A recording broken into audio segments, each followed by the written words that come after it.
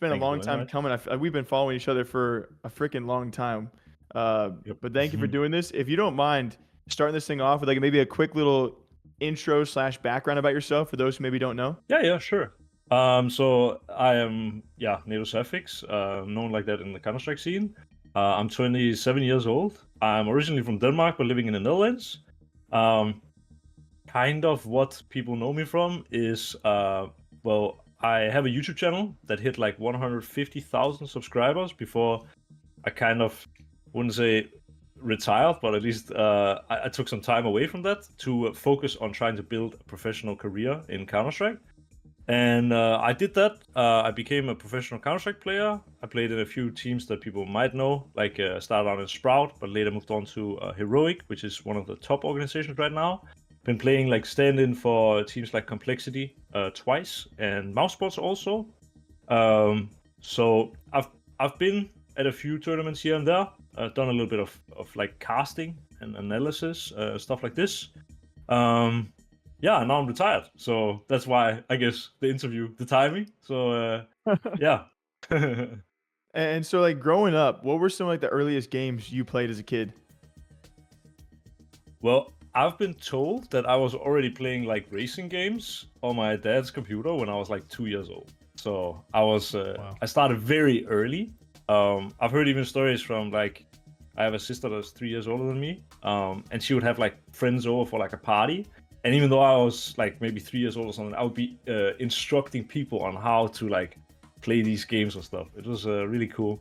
I played a lot of like PlayStation 1 back in the day, like Spyro, if anyone's familiar with that. Oh yeah. Great game series. Some like Crash Bash, like Crash Bandicoot, but like the like arena style kind of thing. It was really cool. Some racing games, Need for Speed and stuff. Was playing a bunch of World of Warcraft and RuneScape when I was younger as well. And yeah, like also just like for fun games with my sister and friends, like Mario Party and like playing on my GameCube, stuff like that. And then yeah, found my way to Counter-Strike when I was like 11, 12 years old, and a friend introduced me to the game, and absolutely fell in love. Then I've played also quite a lot of Call of Duty. I was almost top 500 EU. Like I was one game away from top 500 EU in Overwatch in one of the first seasons, second season I think. Yeah, been playing a lot of games. Dang, so just a gamer. Yeah, so exactly. I just love gaming. I want to compare some of those since you named a lot of games, which is pretty impressive. The first is gonna be easy one, hopefully, but we gotta ask. Played World of Warcraft and RuneScape. Which one's the better game at the end of the day? Well, I mean, I'm playing so much RuneScape and I haven't touched World of Warcraft in like 10 years, so definitely gonna go with RuneScape. I think the game has way more longevity, and also if you like, you can play that. Literally, my account is 8.5 years old. I only play it in the background while I do other stuff, and I'm still, I would even say, far from being maxed in RuneScape, right? So in World of Warcraft, you don't have that. Like, you can get one character from level 1 up to level, I don't even know what they have anymore, in you know, a couple of weeks, I think. I don't know how it is right now exactly, but yeah, RuneScape is a different beast. It's a grind. That's what I'm saying, dude. Yeah, people get maxed out in WoW in a couple of days if they do it right. Welcome to RuneScape, guys, where you got to spend years doing it, all right? Okay, but to be fair, there's been some people in RuneScape who like max out accounts in like a month somehow. So, you know, there's that's also true. Okay, but they have to like infuse it with like 10 build GP and have everyone playing on the account every hour of the day. But yeah, whatever. Okay, just whatever. saying, I played for 15 years. I'm still so far away. So like, oh, I'm so far. I understand that. The second question then with that comparing games is you mentioned a lot of games that are competitive esports. So you have, you know, Counter-Strike, obviously, you have Call of Duty, and you have Overwatch. Could you maybe compare the competitive experience? Obviously, you've gone further in some games competitively than others in that. But what is that experience like in each one? Which one do you find more competitive? I mean, I'm always going to say that Counter-Strike is more competitive. I'm like a really competitive guy, and that's also what drove me to Counter-Strike, because, you know, when I was 12 years old or something like this, there was like a internet cafe in my hometown. They were running like a tournament for Call of Duty and for Counter-Strike. And even though I was like 12, I got first place in both, which was kind of funny. But for me, Call of Duty, it's a game you play to have fun, I guess. And Counter-Strike is a game you play to compete. Like, Counter-Strike is just much more deeper tactically. At Call of Duty, it gets changed every single year. I would say I was pretty good at Call of Duty. I still, to this day, believe I have the world's fastest Moab with an LMG in Modern Warfare 3. The video is on my YouTube. I played it a lot. I had world records in the Spec Ops things, if you are familiar with those. It's like co-op against like bots kind of, but it's like a scenario where you have to set like a world record time or world record points by doing specific things. Had some world records there as well. So I played Call of Duty a bunch, but it's just more like not that many people are good at it. And one of the things where I also think I'm one of the best in the world still to this day, when it comes to pro players, is movement in Counter-Strike. And if you have good movement in Call of Duty, you can do a lot. Because if you can move fast and like, I don't know, these kind of things, but you also compare that with solid like tracking aim, you can just demolish anyone. Like, it's very aim-based, in my opinion. Overwatch is actually quite tactical, but I don't like playing games, I guess, where I feel like Overwatch is almost too tactical to the point where at the beginning, when the game came out, it was really fun because you could play characters like Widowmaker and Soldier and play really like aim reliant. But later it just became something like, yeah, this guy puts up a shield, and then this one over here, there's another shield, so you have to like use one person's abilities to get all the way behind and like stuff. I mean, that's also fun, and that's part of what I like about Counter-Strike, but I just felt in Overwatch it was too tedious in a way, where Counter-Strike, anyone can sit down, watch Counter-Strike and understand what the fuck is going on. Like, you have to hit the headshots, and you have to use your grenades in a way to help yourself.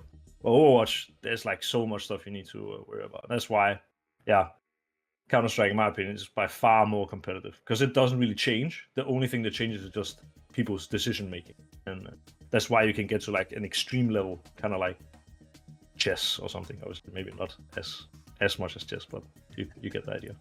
That's such an interesting perspective comparing those three titles and like why they're all so different. I've never heard it put like that, but the Call of Duty and CS comparison is so interesting. I feel like all of these games also have their different skill gaps. Like you said, movement is always going to be a gap in just about every game you can touch.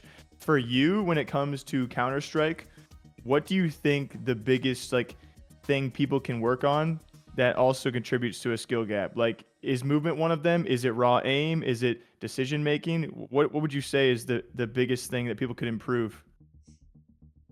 I think most people focus so much on improving their aim, and I see a ton of players who are mechanically, as it's called in Counter-Strike, I'm not sure how it is in other games, but like in terms of just the raw aiming, there are like a million players better than me. And yet I built a pro career while they didn't. And I contribute that to the fact that decision making in Counter-Strike is much more important, like knowing how to play with your team, taking the right timings and stuff. You don't have to necessarily always understand all the theory of Counter-Strike, but the guy who's playing the best is the guy who does sort of adhere to the rules, even if he doesn't necessarily know them. So some people get really good at just having a feeling for the game, and that's basically what a young talent is. They will be really good at feeling out the game, but they don't yet really understand why what they're doing is working.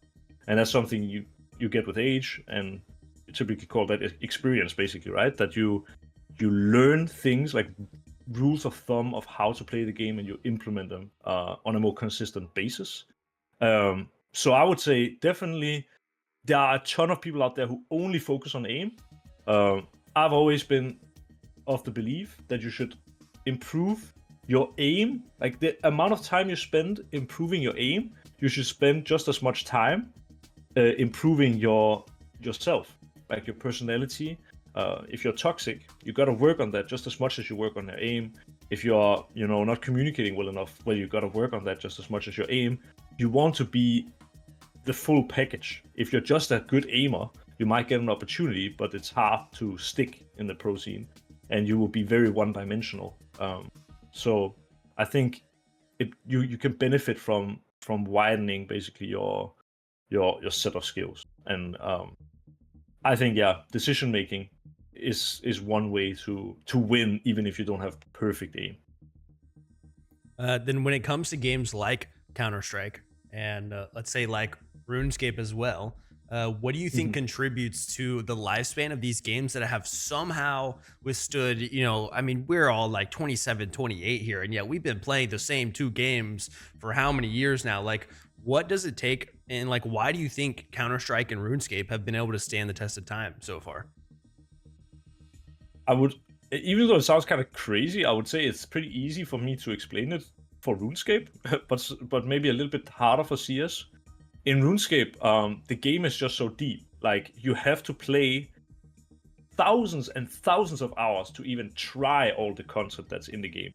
And then, for the people who don't play RuneScape, it's probably a little bit hard to understand, but I'll use some terms like tick eating, for example, in RuneScape is extremely difficult.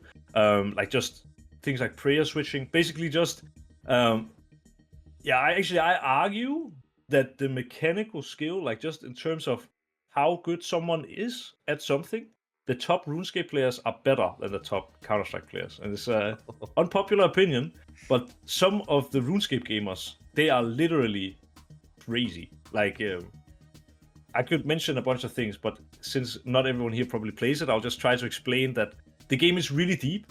And even for someone who's a professional gamer, has been playing all my life, whenever I meet a new boss, there are like, let's say, 80 bosses with different mechanics. Every time I go to a new boss, it's like trial and error for the first, let's say, maybe 5 to 10 hours. And at some point, it just clicks and I can start doing it consistently, somewhat. But there are some of the things in RuneScape that will take you hundreds of hours to even maybe complete once, like the Inferno, for example. And so in RuneScape, it's just, there is so much to do. But that's kind of the argument I'm missing with Counter-Strike. I think Counter-Strike is just, it stands the test of time because it's one of those things where it's sort of repetitive, but it never feels the same. When I played Call of Duty, for example, when you're just like pop stomping, just playing some, I don't know, team deathmatch or something like this going around, you can always take the same angle. You can always blah, blah, blah. But in CS, the game is so alive and vibrant all the time that there are like shifts in the meta constantly that, okay, this week, at the pro level, I don't know, this smoke is being used so much. And then teams work on how can we counter that. And then, okay, now the smoke is no longer good. But I think also for just an amateur who doesn't go that deep into it, the game is just fun because you can almost never master Counter-Strike. Like, I've played between 1,000 and 2,000 hours of Call of Duty, and I was at least back then extremely good, I would say, compared to the average player. But in Counter-Strike, I've played 20,000 hours, and I am good compared to the average player, for sure. I mean, I have had a pro career, but I still have so much to learn. So yeah, I guess that's it. You never get done with RuneScape because you can keep going for 20,000 hours. You never get done with Counter-Strike because you can keep going for 20,000 hours. That's how I see it, I guess. A good answer, bro. Real quick, I know we're backtracking a lot on this RuneScape thing. Are you an old school RuneScape guy or a RuneScape 3 person? I'm at old school. Only old school. I've never even tried RS3. So. Wow. Okay. Yeah. I think it's too complicated. It's a little bit too much like World of Warcraft. Yes. I like old school because it's like kind of AFK, but you can also play it while focused. But RS3, from what I understand, is like really you need to mentally be there. Yeah, they got really ability focused too. The layout literally looks more like WoW year by year. Mm-hmm. I really wanted to ask you because you were born and raised in Denmark, and I feel like there's a stereotype around the Danes, especially in Counter-Strike. I don't feel it. There is a stereotype. Obviously, if you're born a Dane, the CS and maybe I gotta ask, is there like a different gaming culture being born there that you maybe noticed if you've explored other countries or other places? Like, is that actually a thing? Like, is it more accepted? Is it more pushed? What is that like? Yeah, I think the best way I can kind of explain it is, let's say, I mean, now I live in the Netherlands, which they don't have many good Counter-Strike players. They overall don't have that many top esports professionals, even though they are very competitive in other sports like football and stuff like this. They have many of like even some of the greatest players also when you look at all time. But the simplest way I can explain it to someone who hasn't been in my shoes is that in Denmark, let's say 10 years ago, when my YouTube was kicking off, maybe even 9 or 8 years ago, I would say, yeah, I'm doing YouTube. And people would ask me, always as the first thing, oh, okay, well, are you making any money doing that? And Counter-Strike has been so much in the media in Counter-Strike that it's like part of sports. Everyone knows about Counter-Strike. Even like someone's grandparents probably have heard of Astralis, for example. And in Denmark, if you explain, oh, I'm a professional Counter-Strike player, people are like, oh, okay, which team do you play for, you know? But when I now, with my girlfriend, for example, when she tells people like, yeah, this guy is a professional gamer, then they're like, okay, that's a nice hobby, you know? But they don't understand it's like actually a lifestyle and like a career choice. So I think that's the best way to explain it.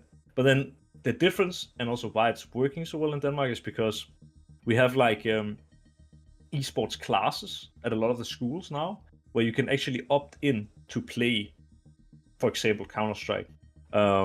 We have a lot of, we basically just call them clubs, but where you can go with other children your age and hang out after school, and you can play games, for example. We have, kind of unions as well that you can like join as a child, where you get professional coaching, maybe already from the age of like 10 or 11 in Counter-Strike. So we are absolutely many steps ahead when it comes to esports, and I think that's why Scandinavia in general just have so many top players, even though we have such a small population in a way.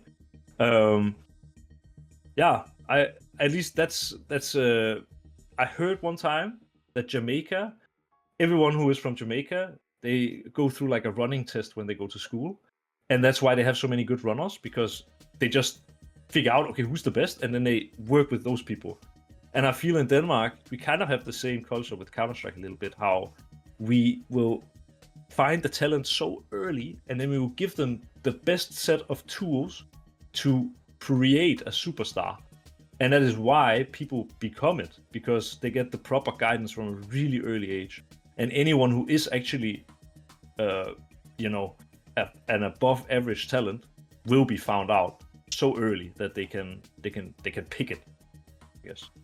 That is so interesting to me, dude. That's so, because a common topic is always like NA, right? NA is behind in a lot of these more international esports. You know, you look at League of Legends, dominated typically by the Asian region. You look at CS, Denmark and Scandinavia is handpicked. So it's really interesting culturally to see like how these countries or regions are treating like certain esports as their esport. And then, like you said, like cultivating like the best of the best. So I wonder if like Scandinavia will ever not move on, but like have a different esport that also becomes like people I think thought Valorant might also co-join or can join with that too. But it seems like a lot of those diehards have kind of stuck it out with Counter-Strike, you know? Yeah, no, I agree completely. I think Valorant, people play it, but people play way more Counter-Strike in Europe. But it seems like in NA and also in Asia, I think also Valorant is quite popular. I'm not sure, but also from the female scene, it seems like Valorant is just far more attractive than Counter-Strike for whatever reason. Yeah, definitely agree. So I want to get some more personal stuff about you, because you're also we were talking to Stico last week, and you guys are kind of taking a similar approach, not just to content, but also wanting to help other people learn Counter-Strike. And so can you talk more about like, wanting to give lessons / coaching? Like, what are some of your future plans, and why is that going to be in there as well? Yeah, well, I think the coaching thing, it comes from also the fact that kind of what I touched on earlier, that I actually think I have a really good mind for Counter-Strike, but I maybe I wasn't maybe always the most talented player mechanically, like in terms of raw aiming and and these kind of things. And I feel the coaching role is quite appealing to me because I have a lot of the qualities of a good coach, in my opinion. Like, I think I'm normally the guy who creates the good vibes in the team. I'm pretty good with people, just overall. Like, not so many people dislike me, I feel like, and I have a lot of experience in Counterstrike as well. Have played with, for example, Kerrigan, who I think is the greatest leader of all time. So in terms of like coaching, it just feels like the kind of natural progression of my career in a way. But what I found out also is that coaching is just something that is extremely rewarding. It feels really good to sit down and help someone get better at something that I know a lot about, and then getting their feedback afterwards of them saying, this is amazing what you're teaching me, and I'm getting so much better. I had a Danish kid who was 15 years old, or is 15 years old. I had him like 10 days ago or something in a coaching session. He said he was level 7 on Faceit, and he needs to be level 8, because if he's level 8, he can apply to a certain school in Denmark. You need a certain Faceit level to apply to that part of the school, apparently. And it was his goal. If you could become level 8 within the next 2 years, he would be able to apply for this. It's one of the top, like, esports-oriented schools in Denmark. And like a week later, he wrote me back. He said, your coaching was great. I really enjoyed it. And it helped me get from level 7 to level 8. I already wrote the school, and I'm hoping that they will accept my application. Kind of. Wow. Yeah. So it's just really very rewarding. I get people from America. I coached, I still do actually coach a woman from Kuwait who wants to get better at Counter-Strike. That is wild to me. Like, a woman, and then also from Kuwait. It's like a scene that doesn't exist. And then also a woman who we don't have so many of in Counter-Strike. So you meet all kinds of people, and I just really like it. My YouTube was always built on 50% fun and 50% getting better at Counter-Strike. And I guess I just kind of want to keep that up. I am also kind of in talks with an organization to become potentially coach of their team. It's like a smaller thing, but it has the potential to give me some experience. And if it becomes something, you guys will probably see it within the next weeks. And it has the potential for me to actually make coaching as well, like, just my career, if that's the way I want to go. So since I'm so newly retired, I'm keeping all options open. I like doing YouTube and content. I like coaching as well. Maybe I'll even do something completely different. But right now I'm feeling out a lot of things, and I just want to see what I enjoy the most. You seem to, obviously, you got maybe a bit more time with the retirement and now focusing on content, coaching, and everything else. So I imagine you keep up to date on the game. Obviously, a recent update that everyone's talking about still is the ongoings of CS2. So what are your thoughts of the current game state? Not all positive, I would say. I mean, I loved CSGO. I think that was the greatest game of all time. I am expecting CS2 to be that. I think there are some worrying signs, because there was like a really big exploit the other day where no one actually wanted to play Counter-Strike because there was a fear of people like grabbing your IP, fear of people getting your like API key to just clean out your inventory, or maybe even steal your account. There was like there has been some things. People were getting banned from the game like 1 week to 10 days ago for no reason. Just if you played, you got banned. Really, no one knew why. I believe there are some people who got banned for hitting their DPI button on the mouse and having a really high sensitivity and turning around quickly. And then it looked like an aimbot, and then they would get banned. And I believe that those people are still banned 3 months later. At least I read that. Yep. There is like a ton of issues, and we are getting, in my opinion, zero of the niceties. Like people want to have their weapon in the left hand. I've always played with that, and I can't do it. People want to be able to change that a weapon is not jumping whenever you're moving. You can't do that. There's a ton of things that we are used to from CSGO, which are just regular things in the game, that are just not possible. And on top of that, the game overall just doesn't feel... It doesn't compare to CSGO yet, in my opinion. I find myself having... Like 2 days ago, I played CS2, and I was playing so good, and it just felt like, oh my god, they fixed the game. And now today, I had, I think, 5 times throughout my 4 hours of streaming, where I was thinking, I feel like I should have killed this guy, but it didn't even register. And this is something I feel like I had in CSGO maybe once every 2 weeks. But I feel like sometimes with CS2, I can't really figure out if they're changing stuff often, or the game just some days feels good and some days not.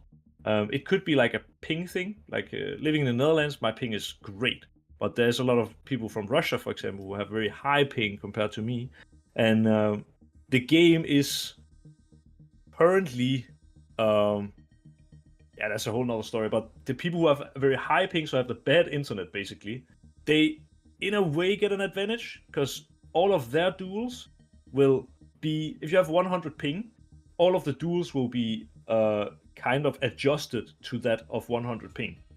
So if you have very low ping, you will have a lot of inconsistent duels, because if you fight against another guy with 10 ping, you will have a regular duel. But if you fight against the guy with 100 ping, now you're getting a 100 ping duel. And it's kind of unfair, because the way it worked in CSGO was that the guy with the low ping had the advantage. But now it's almost as if the people with a worse internet has the advantage, because they get more consistent duels. These are big things that really heavily affect the gameplay and the feeling of a very polished game. So I think we still have a long way. The major, so basically like the World Championship in a way, is coming up in Copenhagen in March. And right now, I am not expecting the game to be ready, honestly. So yeah, I can see it's moving the right way, and I trust Valve, because they've always done their players well when it comes to Counterstrike. But right now, I would rather be playing CSGO. Let's say it like that. Gotcha. Hunter, that's most of mine. I think that's good. I don't want to take up too much time on the interview side, so we can move on to looking at some clips, because we've ran you dry on questions here. We'll take a quick little. It's gonna take a quick second here, NATO. But the idea here is you'll watch on Discord. Hunter will be playing some viewer submitted clips, and then people want advice or maybe reactions from you, which I'm sure you're used to giving anyway, but maybe how to improve their gameplay, things they're doing wrong, things they're doing good. And then when Hunter is playing this clip, you can tell him to pause, go back whenever you want, interject as much as you want. Yeah, that sounds great. I would love to give some advice. Right. But should be pretty easy. We actually had a fair number of clips, I believe, too. What time is it for you right now, NATO? It's like 6:30 p.m. for I guess it's 6:30 p.m. Like Dang, okay. Oh, it's not too late, not too early. It's perfect time for me, actually. All right. You guys are both in here, yeah? Yeah. Okay. I am, at least. Actually, let me double check that I have my desktop audio on for the viewers. wait, Danky, okay. What? Okay. I think we've seen it before. This is the one that we got chastised last week for not including. So this is from Danky. Okay, let's watch it. Ah, fucking twisty!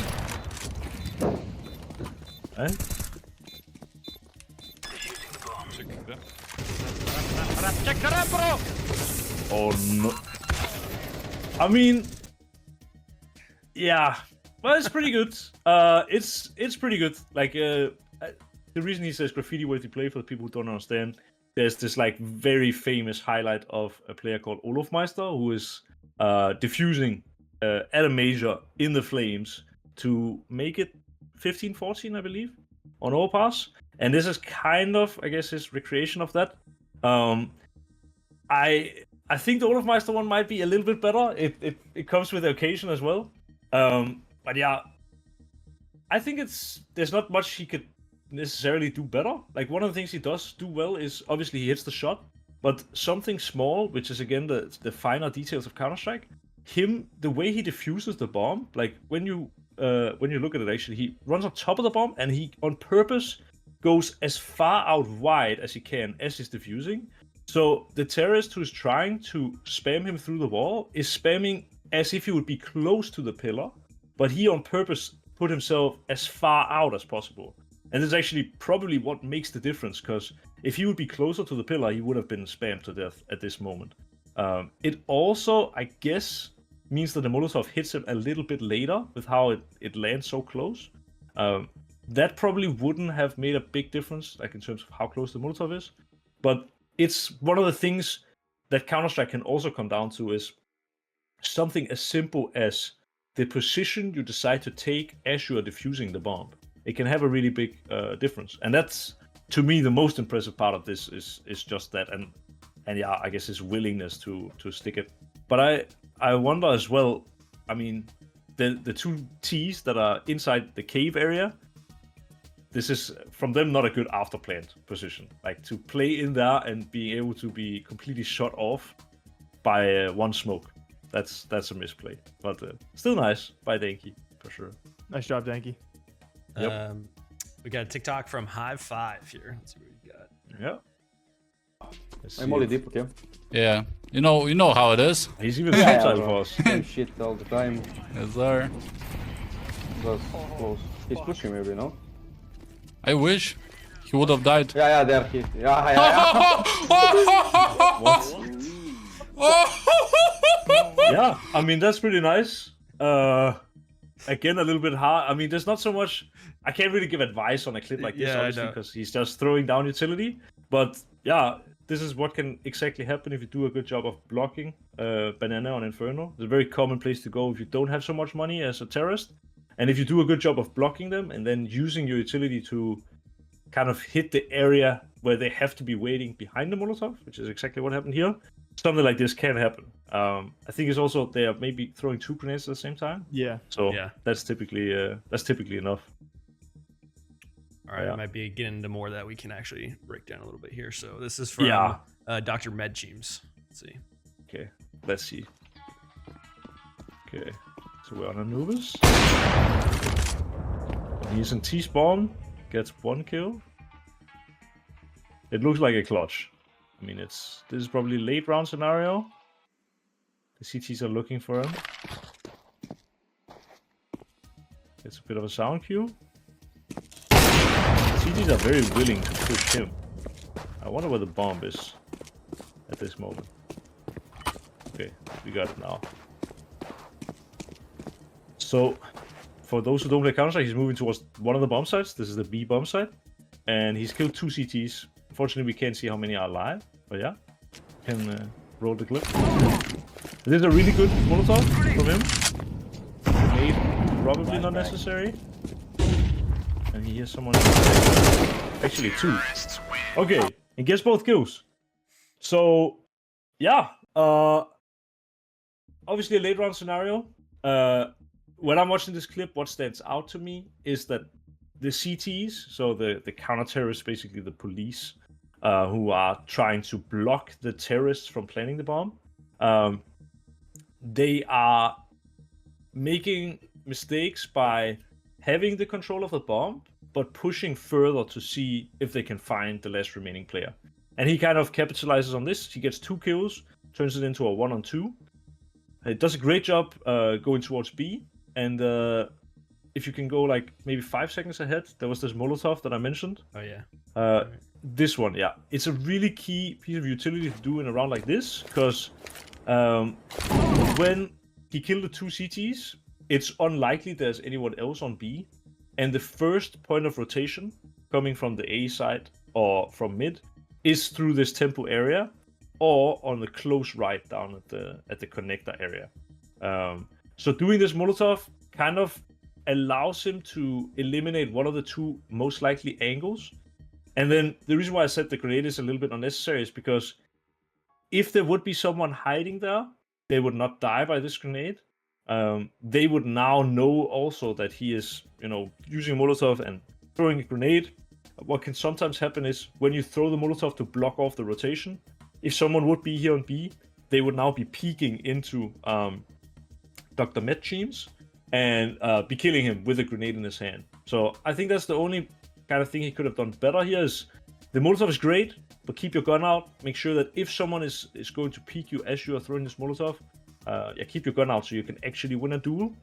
Other than that, I mean, he's hitting his shots and he wins the round, so nice. Can't say.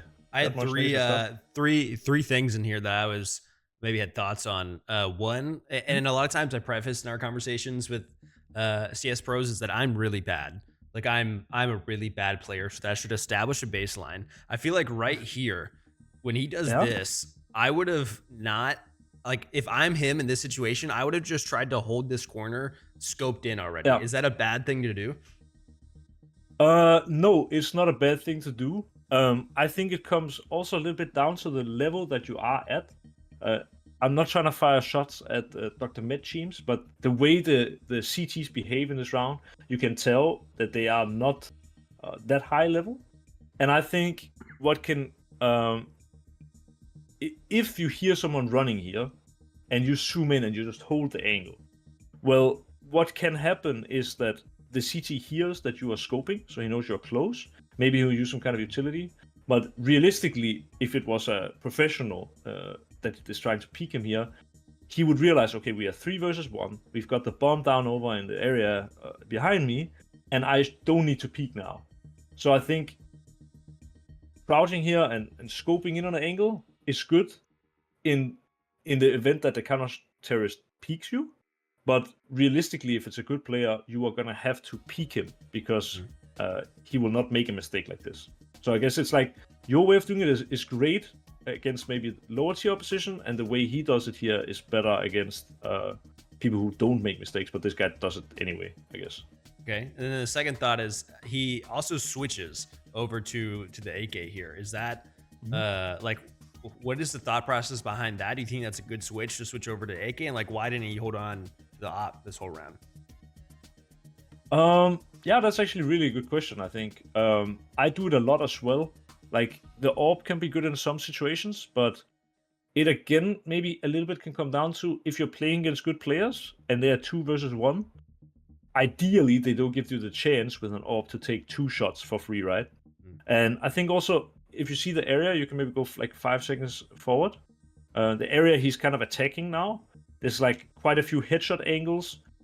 There's quite a few places where they can be in like a close corner or something where he will have to potentially fight someone like that. Like if you stop it here, actually, what would be great, here, if the CT was in this area, like where he's looking right now, and the other CT would be on his right-hand side in the opening, exactly. Then when the CT at his crosshair would shoot at him now, the other guy would run out from the opening and they would peek together.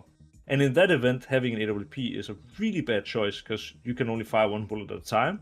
So there are sometimes the AK could be a little bit better. He would be able to maybe kill this CT in front and then try to flick over and kill the other guy as well. So it gives you some more mobility. I guess that's his thinking. Gotcha. And then my final one on this was what they did, what CT did when he got the last 2 kills. Do you think the double peek was like trying to trade, basically? Is that why they did that? Because I feel like stacking around the corner, like, again, probably something I would have done if I was them, but that's what like gave him the win in the end, was this stack right here. Yeah. No, I think honestly, there's not much. It sounds kind of bad. There's not much thought behind what the CTs are doing, but like I think they, for some reason, think he is right now planning the bomb, which again tells you a little bit about their level. So they are thinking he did a Molotov, he did a nade, now he go plan. So we have to rush and peek him as he's planning. But they are making so much noise that he is able to turn around and kill them. And And this is like a big misplay. If they would be walking here, he would eventually have to go onto the bomb site, plant the bomb, and they could just swing out and kill him. So, yeah, this clutch was very much possible because of how the CTs played, and less so about how the Ts, like how Dr. Mid teams played the round, if that makes sense. Gotcha. We got one from Crunch now. Crunch is definitely in chat. I think we're on sub only mode because we got attacked by bots, but we love Crunch. So let's see what we got. Yeah, this already with this boost, I can tell they're probably higher tier players. Or like, it's better than. Yeah, short is clear. Yeah, and the utility as well gets pretty failed, all of it, but really good angle though.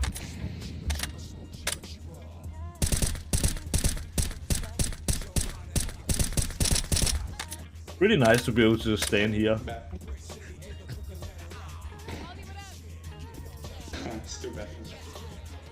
I might wanna retract my statement from earlier that they are higher tier players. It looks not as nice as I thought it was gonna be when I saw this boost, but these are some great angles to take if you are playing against people who don't use their utility that effectively. Playing like a headshot angle boost like this is great. Yeah, it's not a super deep clip in terms of like there's not so much tactically going on or something like this. Just a good angle, and yeah, he picks up every kill that comes to him basically. Most of the time, would you need to switch up this peak probably because you're getting called out, and it's like, okay, after this first guy, do you move or do you continue to try to hold it? Yeah, I think it's also a little bit about when you end up in this situation. Like, it's very rare. Normally you do the boost more on the right side. Like, so he would be standing most of the right side, and then you're only holding like the bathrooms area, which we see like on the left hand of the screen. That way you are having like a little bit of a surprising angle, right? You can maybe get the first kill. Here, almost his entire team is kind of on A side, while he's also in this boost, and he's standing in the middle of everything. It's just quite unconventional and not a round you'll ever see in a pro match, I think, because he's playing so far back, while his other teammates are playing so far forward. That lack of synchronization on the defense basically makes it a very unconventional round. You wouldn't see this in pro play. Gotcha. But yeah, it worked out great for him. Just look at a few more. That's a 10-second clip, so probably not. That's a 5-second clip, so probably not that either. You probably only need like one or two more, Hunter. Yeah, I was gonna say 2 more. I was gonna see what we had, what we're working with here. Let's do this. Maybe something like this. I mean, Yeah. a deagle coming out of Palace can be pretty tough. So We you usually need to get a be lot of pretty smart. we get a lot of freaking pistol clips. This coming from Zach. Yeah, really? Okay. Let's see. Crosshair placement. Let me Huh? let me turn that one down just a little bit. Yes. Triple That's a jump. good shot. Triple. Like fucking missed. Doubles. Oh. And there's a guy coming up behind me. This is really difficult now getting out of here. Oh, good alive. shot. There's another 9 good HP. shot. Yep. Felt. Again. Good shot. Oh, then you probably in here, right? MP9. Where's the last guy? Looks like he's looking. Oh, he's a demon. So, again, I mean, I don't want to just throw shade at everybody, but you can. There are a few indicators that this is also like a little bit lower tier. I don't know if you want to share your thoughts first, Hunter. If you have any questions or something like this, because then I can. Otherwise, I can also just start bringing it down. Whatever. I probably don't for this because I feel like like Jake said, we get it a lot. Especially, I feel like we've seen a good few on Palace pistol round for some reason. Is that typical of this map? Like, I feel like people just really like show down in this area for a lot of the clips that we see, at least, Jake. I would say as a lower level player myself, this is usually where Ish goes down. Yeah. Yeah, that makes sense. I think like Palace is typically, at least in pro CS, is more like a position where this first kill, for example, it's great, but it's really difficult to make anything else work with a pistol from here when they know you are here. And that's also, if you go a few seconds forward in the clip, there's like a point where it like cuts. Triple you know, jump. Like fucking missed. so it went here, yeah. So now there are 2 guys in Palace, and the CTs have a million places where they can have like headshot angles, or they can hold in a way where it's really difficult for the Ts to get out. they don't need to fight the T's while they're inside Palace. They can just be holding an off angle, kind of like what we talked about in the clip we watched previously. That one CT could be standing on one angle, holding, and then another guy could be ready from another angle. So when this guy sees the T's come out, the other guy swings and peeks, basically. They don't do that very well here. This guy just peeks. I think this is alright because he's peeking at least with an HE. But normally, go ahead. I'd be curious. So you're here with your buddy in Palace, and you're down to 9 HP in a 2v2 situation. Your buddy ass butt, just to make that clear. That's his. Yeah. So like, and obviously they're heavy on comms. So like, how do you approach that situation? 2v2, 9 HP, both in Palace, trying to get out. Yeah, that's the thing. You don't like if you are a pro or like a high tier player, you will never go out Palace with that amount of HP because it's a death trap.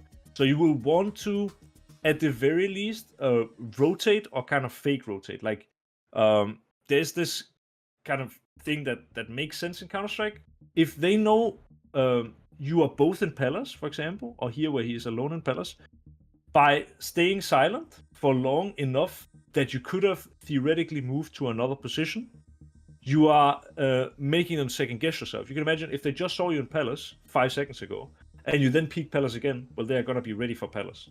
But if you wait 30, 40 seconds, they don't know anymore if you were Palace, or if you've moved to slope, or if you've gone back to mid.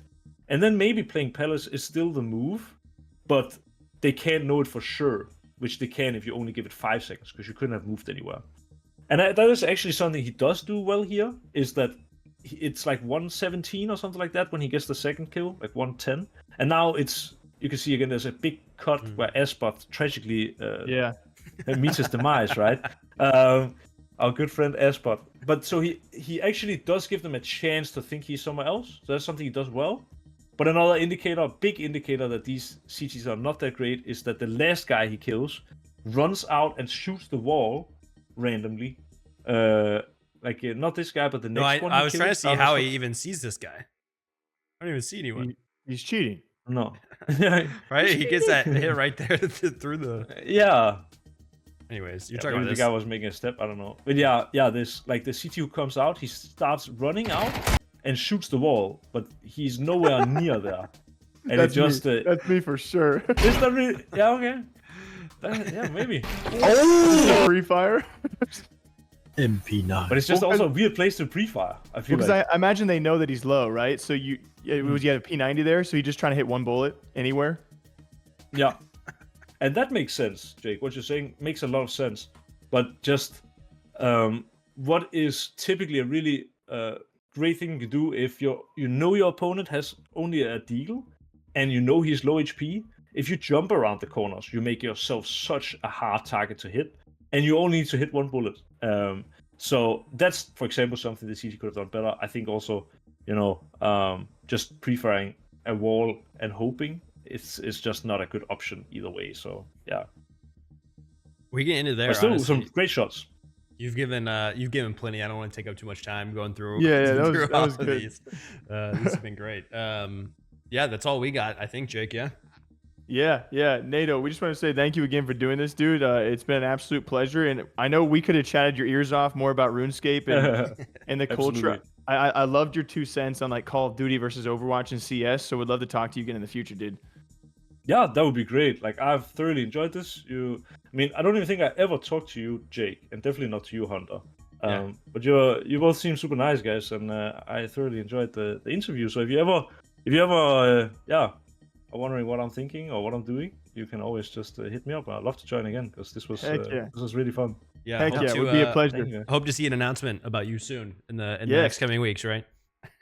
Yeah, we'll see. I think it's not like super big, but it's like a great kind of stepping stone for a potential career as a coach if that's what I want. I would say it's news you will see if it comes, but Awesome. it's not like joining the top team of tomorrow. Hey, man, you never know in the future. You never know. That's true. Cool. We can hope. But thank you guys. Thank you so Yeah, much for having me. Thank you again. We appreciate it. All right. Yeah, thank you. All right, see See you you, around. dude.